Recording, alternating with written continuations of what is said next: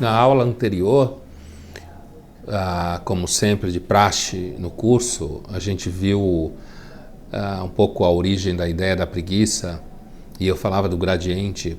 Sempre que a gente reflete sobre o pecado da preguiça, a gente está refletindo sobre o pecado da assídia, que é uma tradução na vida monástica para a melancolia grega, e que o cristianismo teve por hábito, na sua origem, ao longo da Idade Média, se referir a esse pecado como o demônio do meio-dia, porque é aquela hora que o monge supostamente iria contemplar Deus, orar, e ele acabava pegando no sono, ficando com preguiça, com aquilo que se chama de bode hoje em dia, e isso daí acabava levando a ele a ideia de que não valia a pena orar, não valia a pena contemplar, aquele fator um tanto degenerativo que tem na preguiça.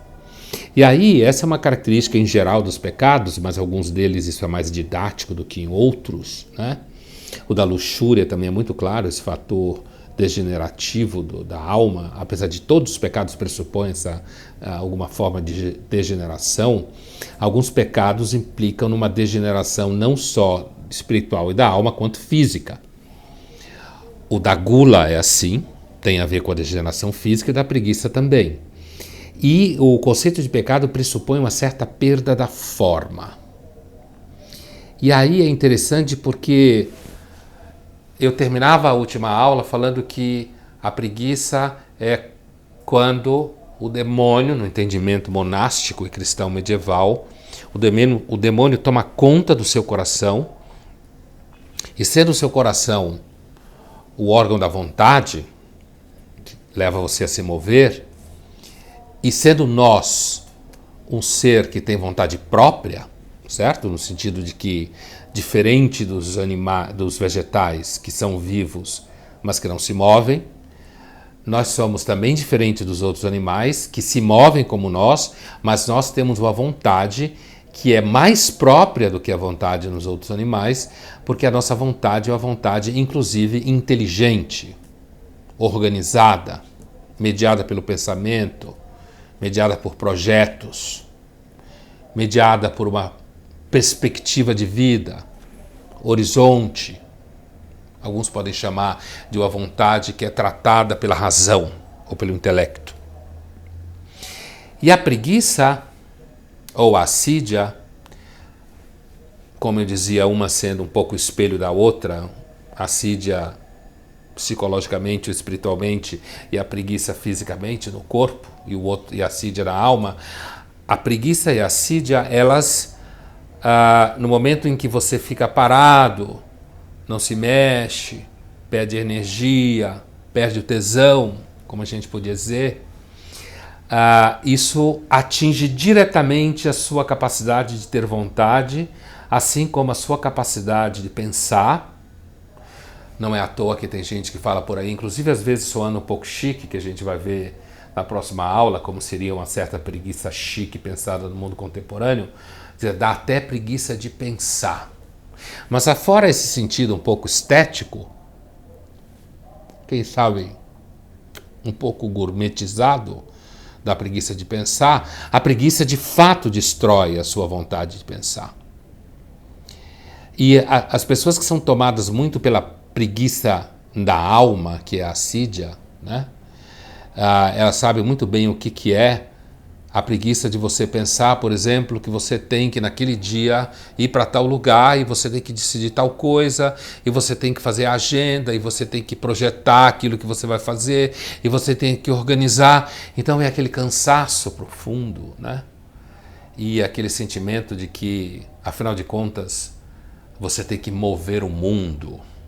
A preguiça como pecado é justamente o pecado que é um nome do sentimento de que você tem que mover o mundo, e o mundo é muito pesado.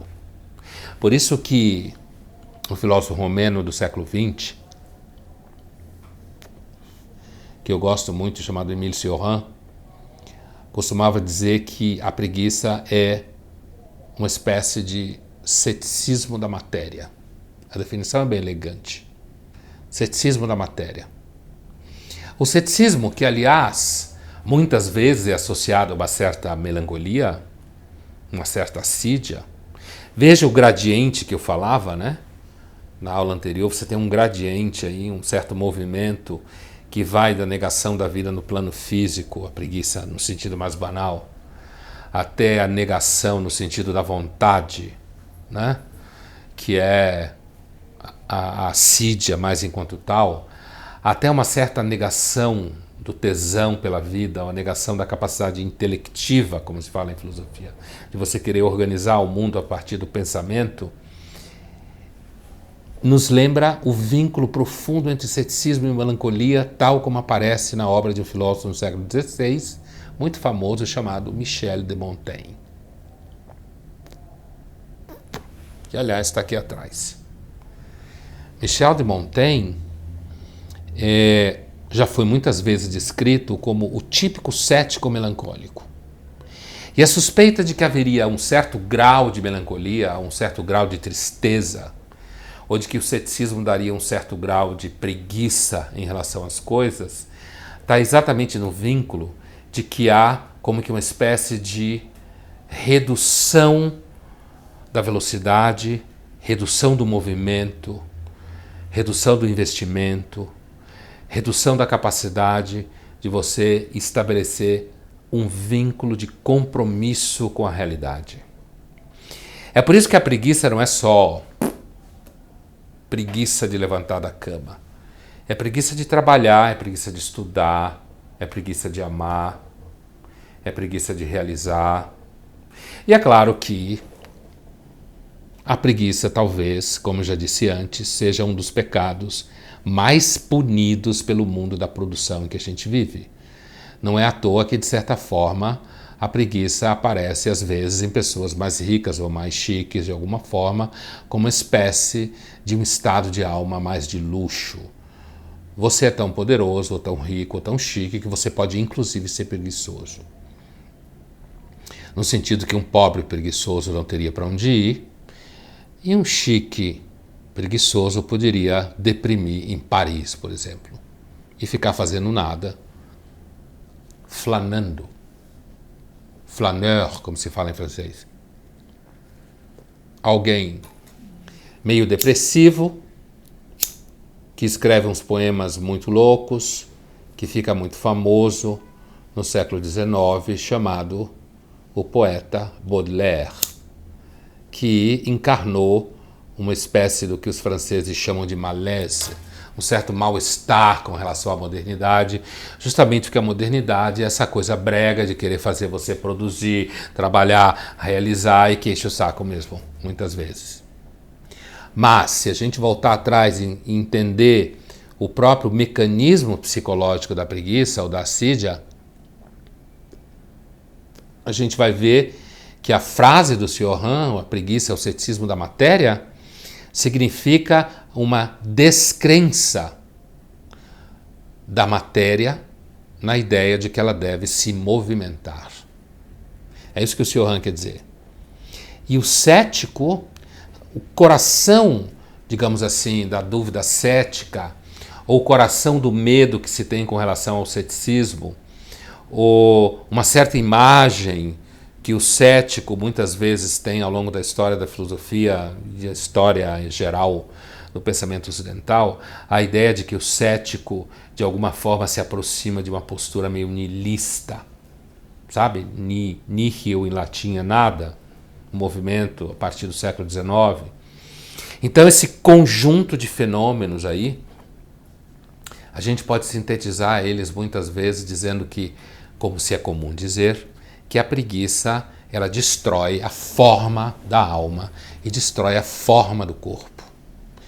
E destrói porque o que mantém o corpo em forma é o movimento. O que mantém o corpo em forma é o tônus muscular que o movimento pede. O que mantém a alma em forma é o tônus da vontade. E a vontade é dirigida a um objeto. E esse objeto é o mundo. É tanto você, a si mesmo e as coisas que você quer, quanto as coisas ou as pessoas que estão do lado de fora e você estabelece compromisso com elas. Por isso que quando se fala que a preguiça é um pecado que deforma a forma do corpo e deforma a forma da alma, é porque a preguiça faz com que o seu corpo se desmanche na imobilidade e faz com que a sua alma desapareça na incapacidade de viver.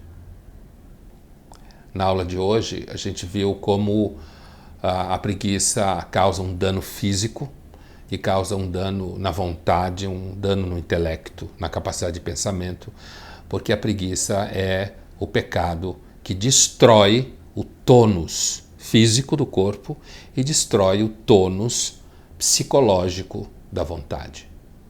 Na próxima aula, a gente vai conversar sobre qual seria um pouco uma certa face contemporânea da preguiça, peculiar à nossa época.